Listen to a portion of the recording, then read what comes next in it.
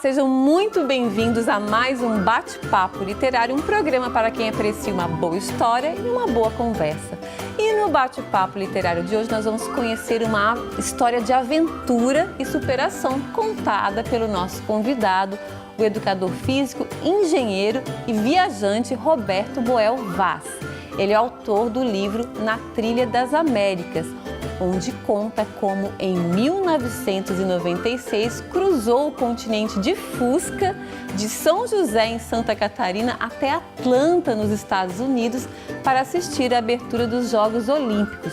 Com um espírito desbravador, Roberto enfrentou desafios, fez amigos e vivenciou paisagens incríveis.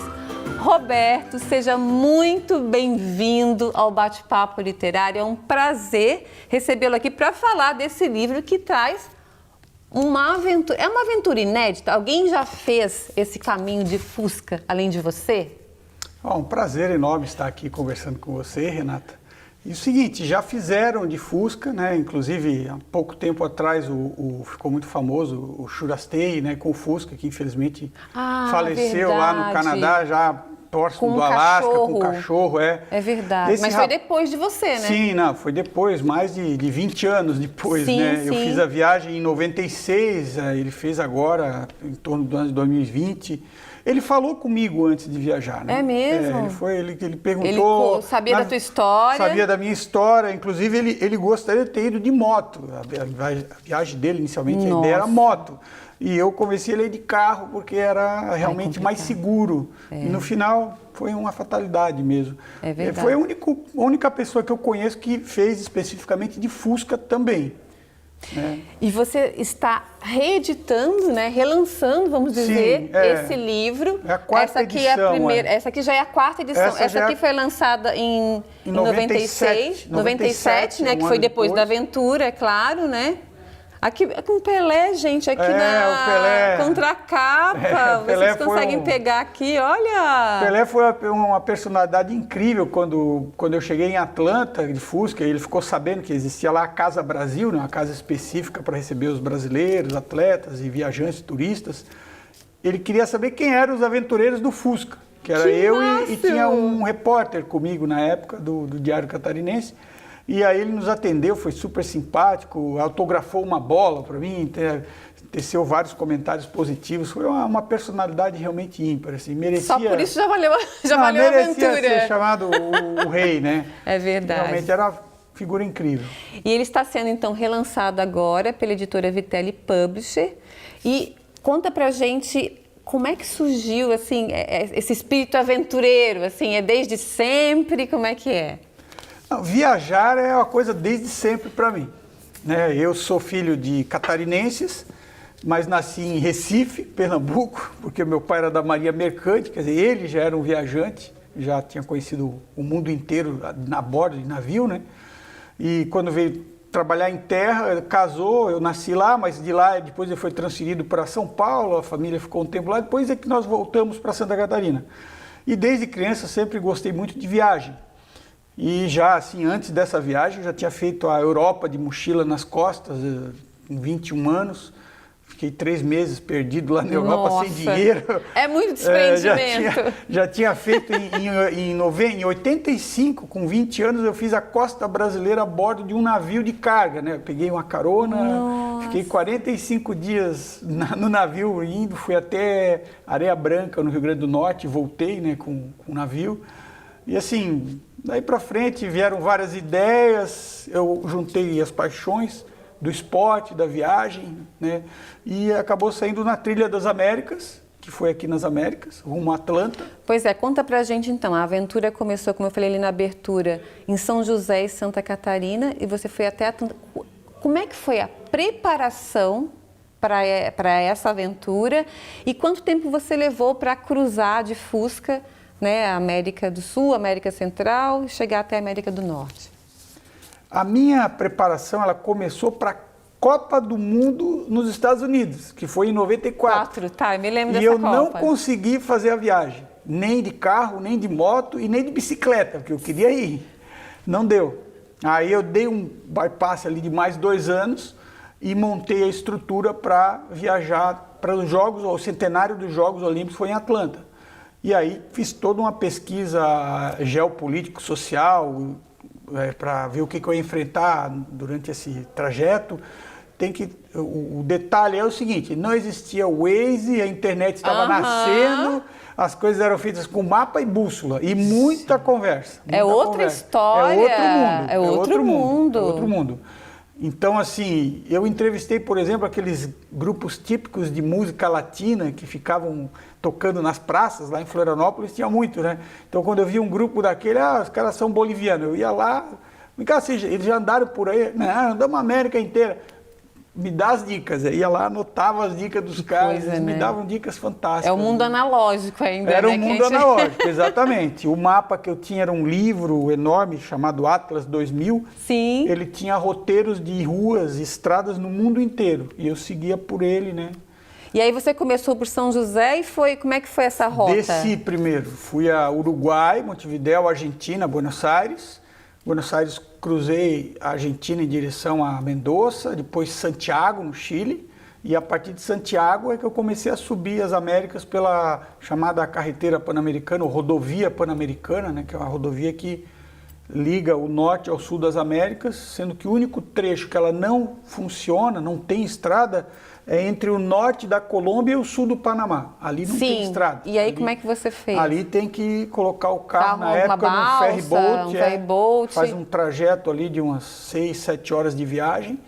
E a aí, gente está vendo ali algumas imagens. Essa aí é Brasil, Chapada dos Guimarães, que muito lindo, legal. gente. A entrada da Chapada dos Guimarães, né, são as fotos aqui no Brasil. O Brasil é muito fantástico. É muito o Vale lindo, da né? Lua, no deserto de Atacama, né, um local simplesmente assim, fora da imagem do planeta, né? Parece que está em outro planeta ali naquela região. Olha só que Aí lindo. é na Venezuela, La Gran Sabana, que é uma região de parque muito bonita também, já fronteira com o Brasil, lá em cima, Roraima. Aí é Atlanta, né? Uma foto bem linda, clássica de um prédio que representa bem o conceito norte-americano, né? Sim, que legal. A gente vai fazer um pequeno intervalo e na volta, claro, falar um pouquinho mais do livro. Eu quero saber dos desafios, os maiores desafios são muitos. dessa aventura. Não saiam daí que a gente volta já já.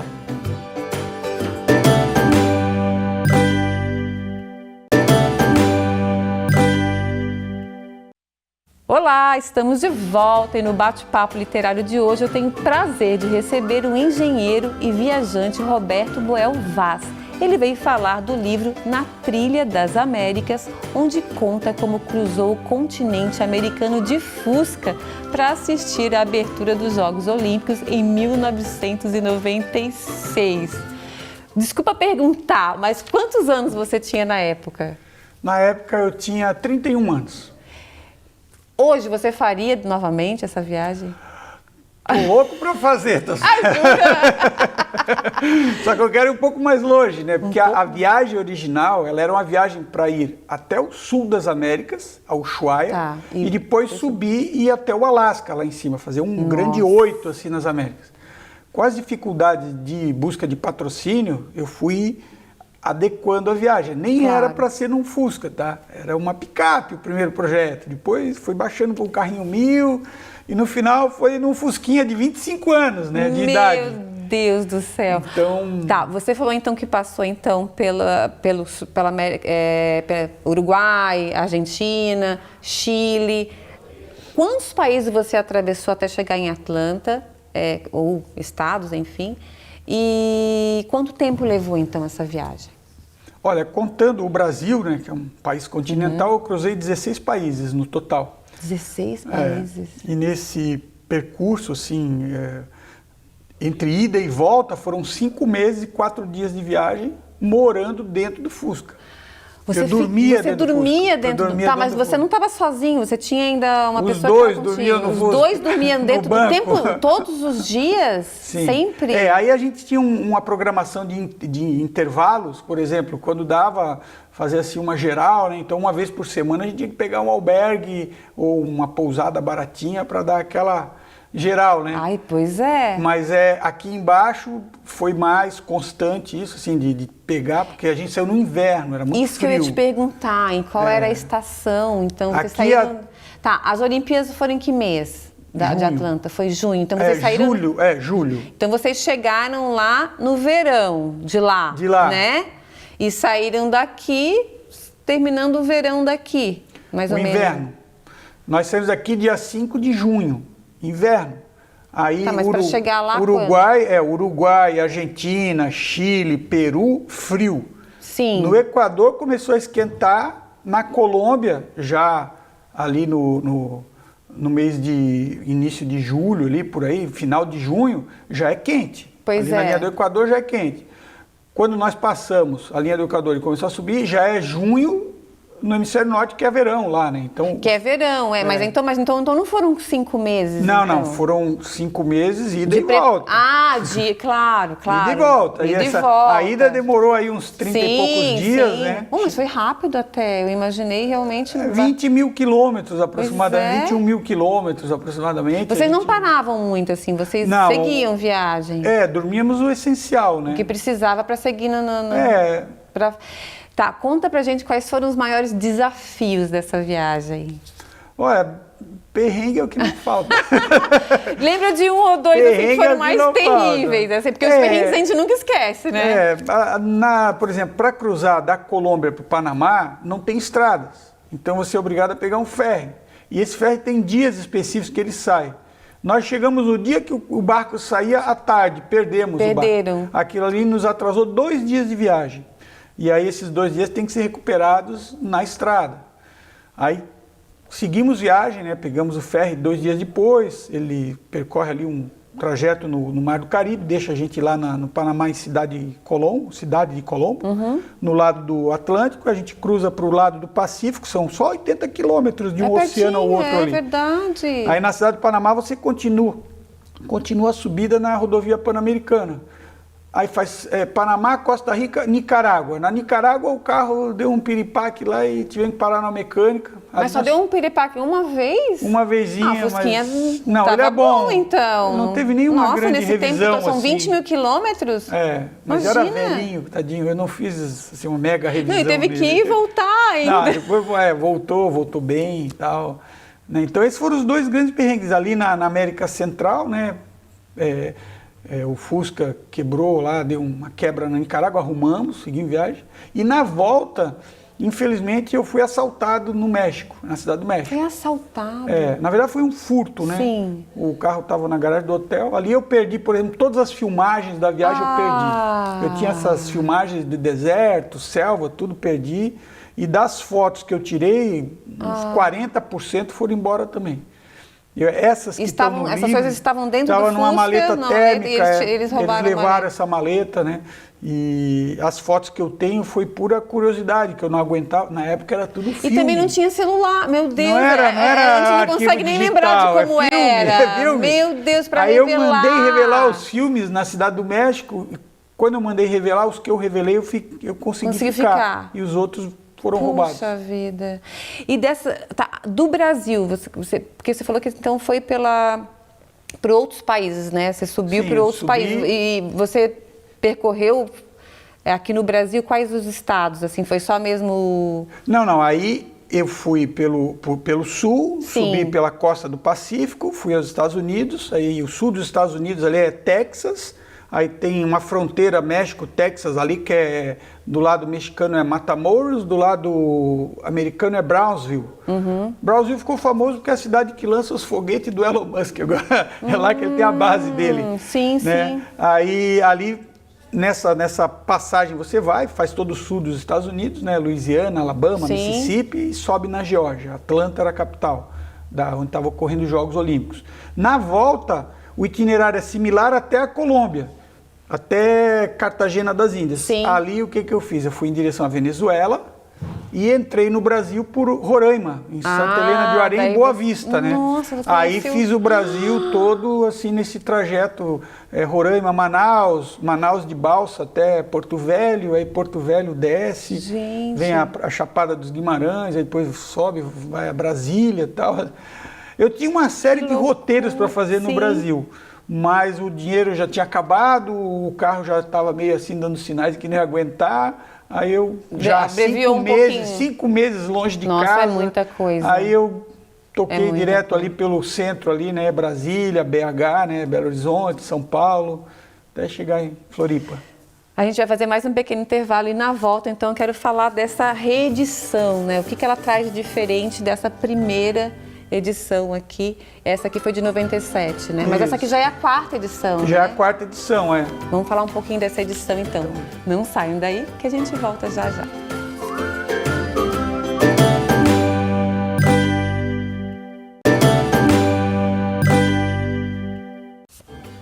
Olá, estamos de volta e no bate-papo literário de hoje eu tenho o prazer de receber o engenheiro e viajante Roberto Boel Vaz.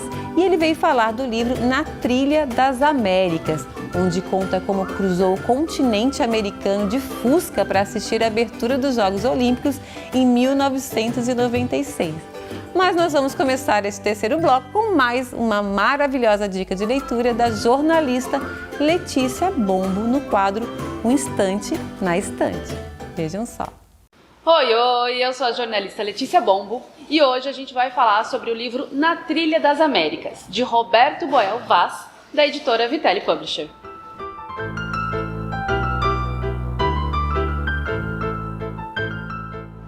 Viajar é algo muito animador. Conhecer um novo país, uma nova cultura, é sempre empolgante planejar o que a gente vai visitar, os pontos turísticos. Agora, imagina fazer um roteiro de Santa Catarina até Atlanta, nos Estados Unidos. Este é o contexto do livro Na Trilha das Américas, que narra as aventuras de Roberto e seu amigo Flávio Cardoso Júnior, rumo às Olimpíadas de Atlanta, a bordo de um Fusca 75. O ano era 96. E os companheiros de viagem atravessaram a América do Sul, a América Central e a América do Norte rumo a Atlanta, nos Estados Unidos. Foram 17 países, incluindo o Brasil. As histórias do trajeto são incríveis. Foram 44.440 quilômetros, 5 meses e 4 dias de altos e baixos, improvisando soluções e criando laços com pessoas que ajudaram em momentos de dificuldade durante a jornada. A chegada ao destino trouxe a sensação de dever cumprido, encontrando pessoas que os estimularam em relação ao propósito da viagem. Mas o encontro mais marcante mesmo foi com o Rei Pelé. Depois de uma conversa encorajadora ao feito de Roberto, Flávio e até do Fusca, Pelé autografou uma bola como presente aos aventureiros. A obra é uma lição de vida, em que o autor comprova que sonhos podem se tornar realidade sim. Vem com a gente viajar também. Te espero no próximo instante. Roberto, voltando então, conta pra gente então o que tem de diferente nessa quarta edição então do seu livro que está sendo reeditado agora pela Vitelli Publisher. E também sobre o lançamento, você pretende fazer quando o lançamento? Fala pra gente.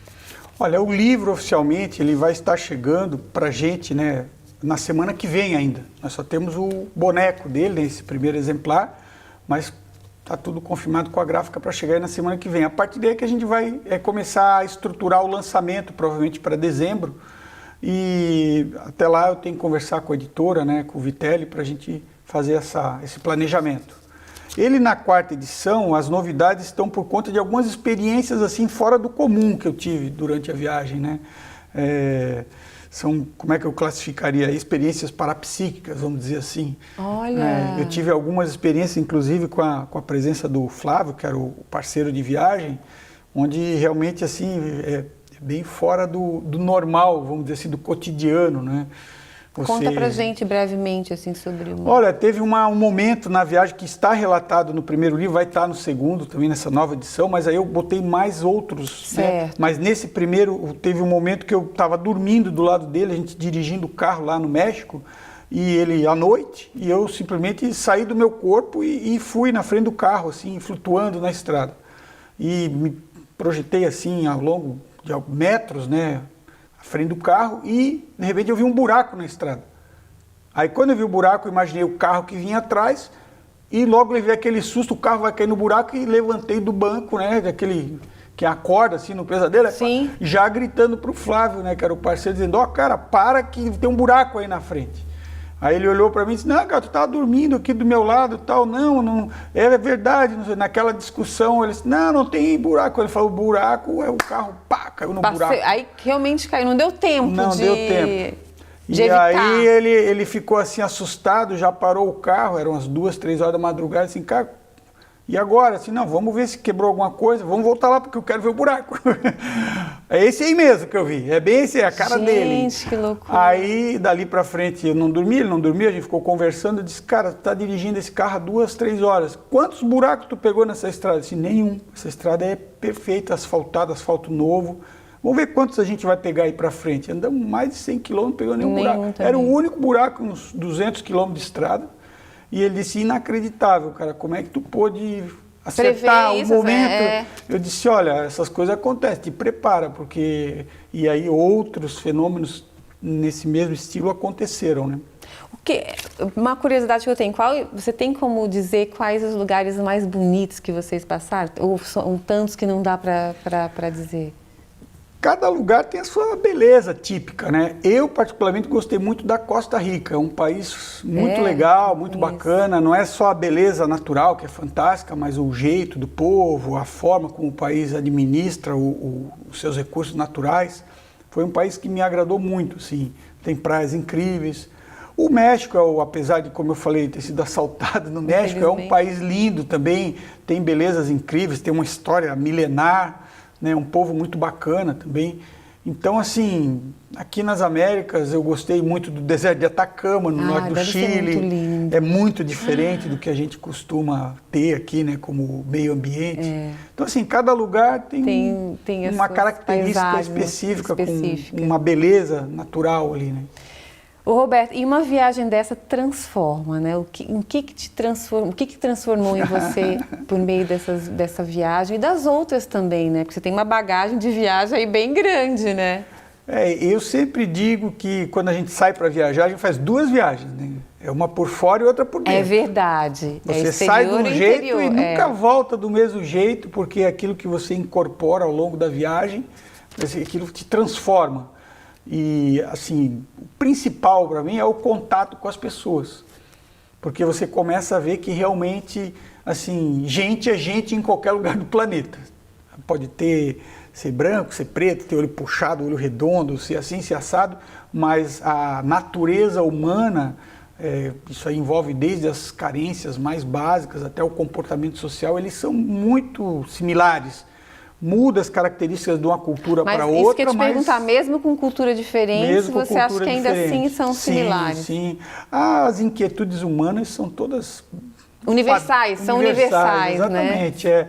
É uma coisa assim que você senta para conversar com um colombiano, aí vai falar de assuntos, o futebol, a comida, as mulheres, os homens, as relações sociais que existem, é tudo muito parecido, né? E quando você vê os perrengues do dia a dia, desculpa, eu tenho que trabalhar agora, né? Não tem tempo. Tá? Então é tudo bem parecido. E vocês tiveram a oportunidade de ter contato com muitas pessoas, porque vocês viajaram sozinhos, né? Sim, e a muitas eu agradeço sempre, porque nos ajudaram. O patrocínio foi complicadíssimo, não tinha patrocínio na época. E muitas pessoas realmente foram, assim, essenciais para que a viagem chegasse no final. E é essa coisa do ser humano ajudando o ser humano que é bacana. Você vê que, assim, apesar do que a gente escuta na mídia, tem muito mais gente boa no mundo do que a gente ruim. Que bom, né? Tem muito mais gente boa. É uma viagem para conhecer lugares e pessoas. E a gente está finalizando, mas como é que foi lá em Atlanta, finalizando aqui o nosso papo? Valeu a pena, então? Não, super valeu a pena, né? Encontrei o Pelé. Encontrou o Pelé, gente, é verdade. O Pelé assinou uma bola que depois me roubaram no México a bola. Aí depois eu fui para Copa do Mundo da França em 98, encontrei o Pelé de novo. Aí eu disse, Pelé, aquela bola que tu me assinou, roubaram. Mas eu trouxe outra, assina aí pra mim. Mas aí ele assinou outra bola e essa eu tenho comigo ainda. Que maravilha. Olha, eu quero desejar muito sucesso. Delícia, né? Ler sobre aventuras de viagem. Acho que não tem leitura mais gostosa e leve. Parabéns pelos empreendimentos aí, pelas aventuras. E espero que venham muitas outras por aí. Estamos aí, investindo. Tá bom, então. Obrigada. Eu conversei hoje com o engenheiro e viajante Roberto Boel Vaz. Mas antes de terminar o programa, eu quero fazer um agradecimento especial aos parceiros do Bate-Papo Literário. Eu quero agradecer ao Estúdio Morgana Anacleto, especializado em sobrancelhas e beleza, a Academia Toia, que há 44 anos mantém o nosso corpo em movimento, a editora Vitelli Publisher, que ajuda a escrever a história de quem escreve suas histórias, e a Código Kid, uma escola de programação que capacita crianças e adolescentes para os desafios do futuro. E o Bate-Papo Literário está no ar aqui na UniTV SC, mas você também pode assistir o programa pelo canal no YouTube chamado Bate-Papo Literário com Renata Dalbó. Vá lá e inscreva-se. Muito obrigada pela companhia de vocês e espero todos novamente no nosso próximo Bate-Papo Literário. Até lá!